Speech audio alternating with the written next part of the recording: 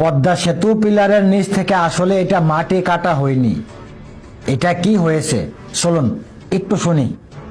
যতটা জেনেছি এই মাটি খুঁড়ে নেওয়া হয়েছে, বিষয়টা এরকম না। ওখানে যখন আপনার ব্রিজটা হয়েছে কিছু অবস্ট্যাকেল কিন্তু রাখা হয়, মাটি দেখবেন যে ছোট ছোট ব্যারিয়ার তৈরি করা হয়, সেখান থেকে মাটি সরানো হয়েছিল, ওটা প্রয়োজনেই সরানো হয়েছিল। কিন্তু পরবর্তীতে দেখা যাচ্ছে যে না, এই সরানোটাকে অন্যভাবে দেখছে না, ইতিবাচকভাবে দেখা হচ্ছে না। ওখানে কিছু যেটাকে বলা হয় এটা কনস্ট্রাকশনের অংশ হিসেবে থাকে, কিন্তু দীর্ঘদিন ওটা সরানো হয়নি এবং ওটা দিয়ে একটু উঁচু এখন আপনি কি বলবেন?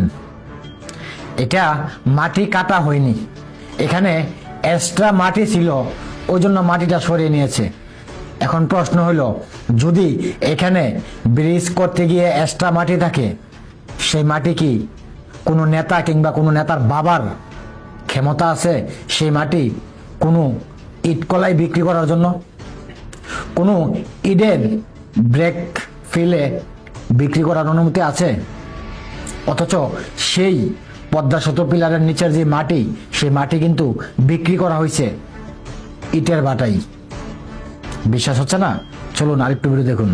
সরজমিনে দেখা গেল মাটি কেটে তা নেওয়া হয়েছে পার্শ্ববর্তী ইউএসএ ইটভাটায়। সেখানে মালিক বা ম্যানেজার কাউকে না পাওয়া গেলেও শ্রমিকরা জানালেন সেতুর কাছ থেকেই মাটি কেটে নেওয়া হয়েছে। বালু আনছি ওই যে ব্রিজের তলতে। কিনে আনছেন? কিনে আনছে এটা তো সাবেরা বলতে পারো, আমরা তো বলছি আমাকে রাখতে বলছে বালু, দেখলেন? দেখে রাখছি।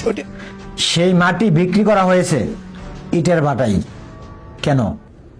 এটা কি কোনো দলীয় সম্পদ নাকি এটা দেশের সম্পদ?